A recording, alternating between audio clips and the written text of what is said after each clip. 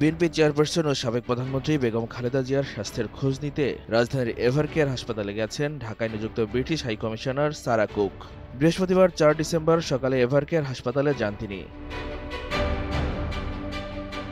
সেখানে তিনি চিকিৎসকদের কাছ থেকে খালেদা জিয়ার অবস্থা সম্পর্কে তথ্য নেন।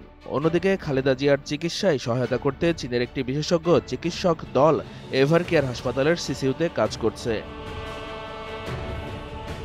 বেলা ১০টা ১৫ ডক্টর কাই জিয়ানফাইয়ের নেতৃত্বে ৬ সদস্যের এই মেডিকেল টিম সিসিইউতে প্রবেশ করে এবং খালেদা জিয়ার চিকিৎসা পরিস্থিতি পর্যবেক্ষণ করেন।